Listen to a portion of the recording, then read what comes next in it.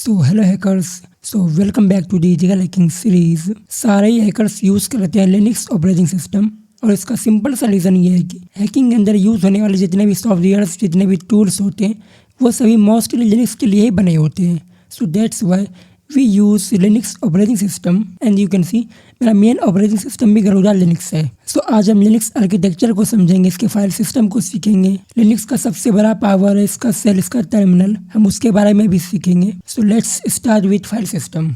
सो file system के लिए हम डॉल्फिन को ओपन करते हैं। सो this is my dolphin file manager. ये डिफरेंट डिस्ट्रो के हिसाब से चेंज होते रहते हैं, लेकिन उसके अंदर फाइल डायरेक्टरीज ये हमेशा सेम ही होते हैं। So first is root directory. You can see इसका सिंबल स्लैश होता है, मीन्स स्लैश का मतलब रूट डायरेक्टरी है। अब इसके अंदर कई सारे हमें डायरेक्टरीज मिलते हैं, और विंडोज़ पर डायरेक्टरीज को फोल्डर कहा जाता है। सो इसके अंदर पहला है slash bin. You can see slash bin के अंदर हम मूव हो चुके हैं। सो इसके अंदर यूज़र का जो एसेंशियल बाइनरीज होता है वो स्टोर होता है। लाइक हमारा काफ़ी सारा कमांड होता है, लाइक सारे डायरेक्टरी को लिस्ट करने के लिए ls वगैरह, फाइल फोल्डर को कॉपी करने के लिए cp, ये सारे यहाँ स्टोर होते हैं। देन यहाँ से हम बैक आते हैं। देन उसके बाद आता है slash S bin. So this is S bin. So यहाँ भी बाइनरीज ही स्टोर होती हैं, लेकिन वो हमारे रूट यूज़र के लिए होता है।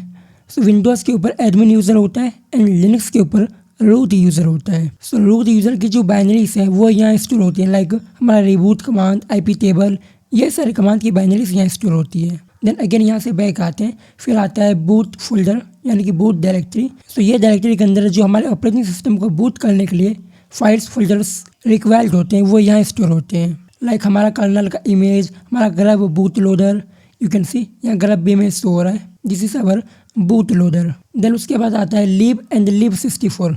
सो लिब को हम ओपन करते हैं। सो लिब एंड लिब 64 के अंदर CLD लाइब्रेरीज स्टोर होती हैं, लाइक वैसे बाइनरीज जो root and non root user दोनों ही यूज़ कर पाए। देन उसके बाद आता है slash ETC, this is our ETC folder. So अब हमारे ETC के अंदर जो भी सिस्टम के कॉन्फ़िगरेशन फाइल होते हैं वो स्टोर होते हैं। लाइक यू कैन सी हमारा ALSA for audio, then this is ARP scan tool, you can see Bluetooth के लिए भी है। यहाँ में सारी चीज़ों के लिए कॉन्फ़िगरेशंस मिलती है। देन ETC के अंदर एक और डायरेक्टरी होता है passwd। Late me show you. So you can सी यह है passwd हमारा फाइल। सो इसके अंदर हमारे सारे यूज़र के अकाउंट के इन्फो स्टोर होते हैं। देन इसी के अंदर एक शेडो फाइल भी होता है। So this is shadow file. So इसके अंदर हमारे यूज़र के पासवर्ड का हैश स्टोर होता है, मीन्स हमारा पासवर्ड या इनक्रिप्टेड वे में स्टोर होता है। फिर हमारा एक और इम्पोर्टेंट डायरेक्टरी होता है sudoers। सो हमारे sudoers फोल्डर के अंदर वो सारे फाइल्स स्टोर होती हैं जो कि हमारा नॉर्मल यूज़र यूज़ करता है, लेकिन वो कमांड, वो परमिशन हमारे रूट यूज़र की होती है। Means normal user behalf of root user command वगैरह को रन करता है। सो वो सारे यहाँ स्टोर होते हैं। देन ETC के अंदर एक और फोल्डर होता है SSH। So this is the directory SSH। यहाँ हमारे SSH की कॉन्फ़िगरेशन वगैरह स्टोर होती है। फिर हम यहाँ से बैक आते हैं। देन अब आता है वेर फोल्डर। सो वेर के अंदर हमारा वेरिएबल डेटा स्टोर होता है, मीन्स वैसा डेटा जो हमेशा चेंज होता रहता है। Like you can see this is log folder. So यहाँ हमारे सिस्टम के सारे लॉग वगैरह स्टोर होते हैं। देन यहाँ से बैक आते हैं। सो यहाँ एक और फोल्डर है वेर के अंदर टेम्प। सो यहाँ वो सारा डेटा स्टोर होता है जो कि हम कुछ समय के लिए क्रिएट करते हैं, लेकिन वो चेंज भी होता रहता है। फिर आता है होम डायरेक्टरी। सो इसके अंदर हमारा यूज़र स्टोर होता है। लाइक यू कैन सी यहाँ सिर्फ एक ही यूज़र क्रिएटेड है साइबर नाम से, जो कि हमारा यूज़र है। सो इनकेस अगर हमारे सिस्टम में और भी यूज़र्स क्रिएटेड होते हैं, सो यहाँ उन सभी यूज़र का भी में फोल्डर वगैरह शो होता है। देन उसके बाद आता है स्लैश रूट।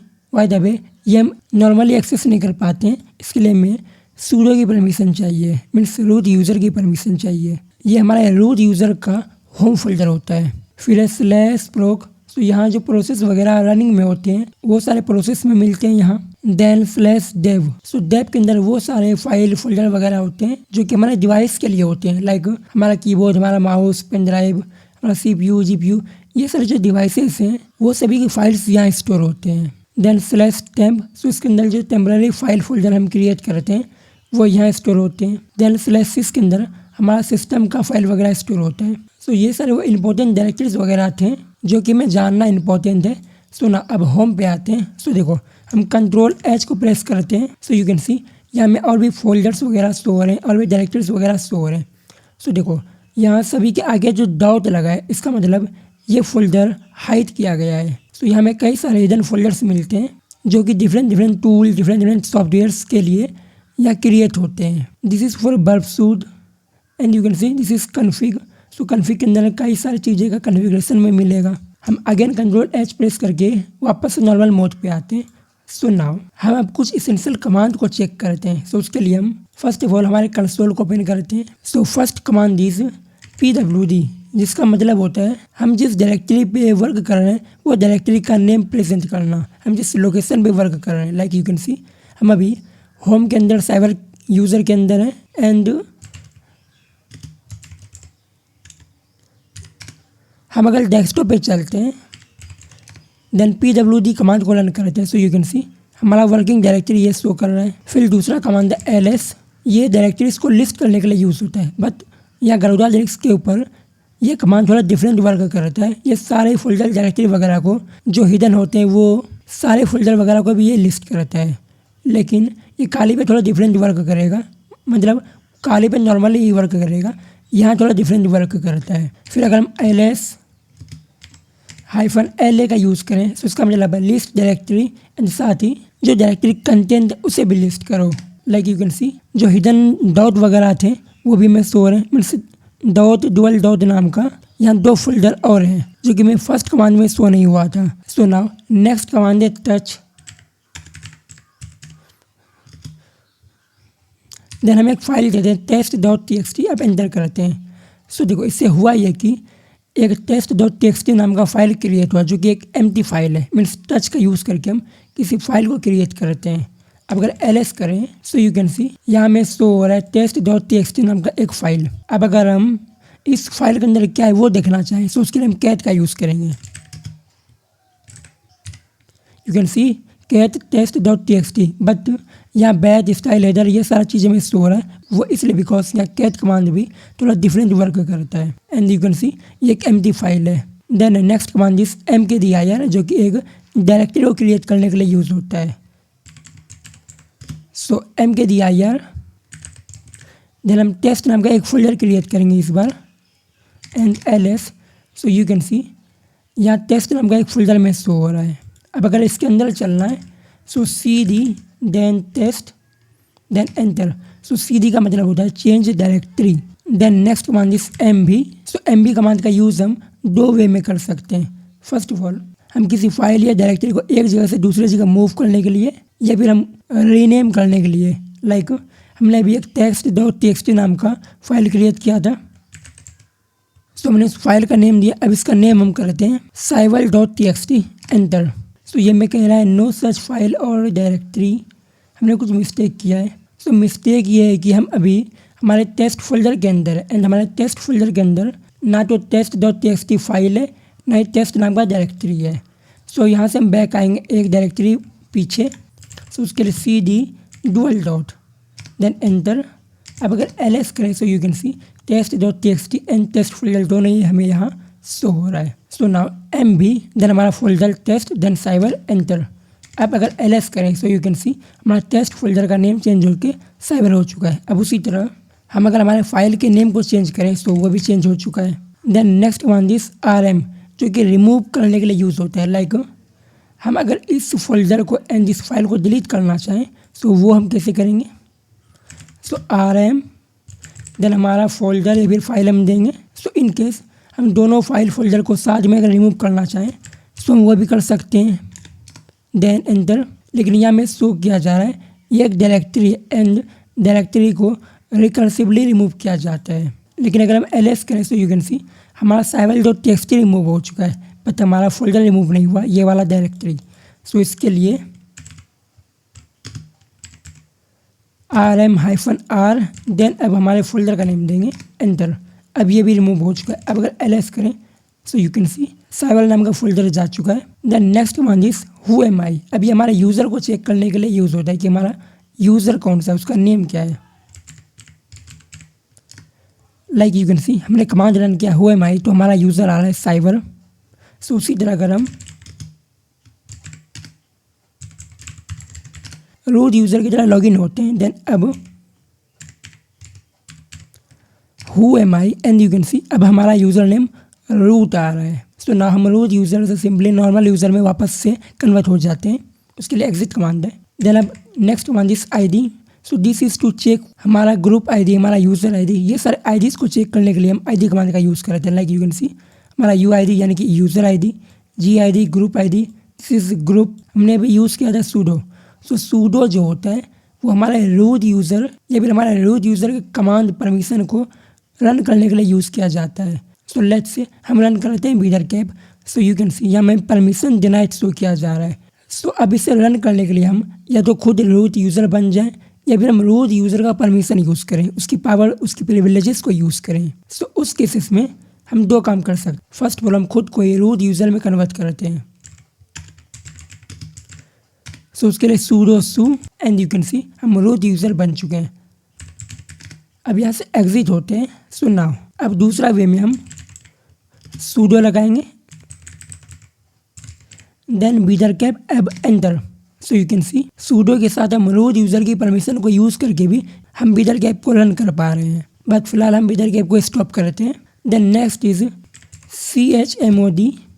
सो ये होता है हमारे फाइल वगैरह को रीड, राइट एंड एग्जीक्यूट की परमिशन देने के लिए। सो फर्स्ट ऑफ ऑल हम परमिशन को देने के लिए प्लस यूज़ करते हैं एंड परमिशन लेने के लिए माइनस यूज़ करते हैं। बट उसके लिए हमें एक फ़ाइल चाहिए होगा। सो मैंने एक फ़ाइल क्रिएट कर लिया। You can see this is my file chmod.txt। So now अगर हम यहाँ लेफ्ट में देखें, हमारा रूट यूज़र के पास रीड एंड राइट की परमिशन है, R for read, W for write, then execute. You can see इस फाइल के पास एग्जीक्यूट की परमिशन है, मीन्स इस डायरेक्टरी के पास एग्जीक्यूटेबल परमिशन है। लेकिन हमारे बाकी किसी फाइल वगैरह के पास कोई परमिशन नहीं है एग्जीक्यूट होने की। एग्जीक्यूट एक्स के लिए होता है। लेट्स से हम इसे परमिशन देते हैं राइट करने की। सो राइट के लिए +W, देन हमारा फाइल। अब अगर ls करें, सो यू कैन सी इसके पास राइट का परमिशन पहले से था, सो वो अभी भी है। सो ना अब इससे हम राइट की परमिशन ले लेते हैं। सो यू कैन सी अब यहाँ से राइट का परमिशन हट चुका है। सो ना अब इससे हम एग्जीक्यूट होने की परमिशन देते हैं एंड अगेन यू कैन सी हमारे सारे यूज़र के पास एग्जीक्यूट होने की भी परमिशन आ चुकी है। एंड यहाँ ये होता है हमारे रूट यूज़र के लिए, ये हमारे सिस्टम यूज़र के लिए एंड ये हमारे अदर यूज़र के लिए होता है। बट फिलहाल हम इसे रिमूव करते हैं, लेकिन इसके पास एग्जीक्यूटेबल परमिशन है। सो दैट्स वाई हम इसे सूडो के साथ रिमूव करेंगे।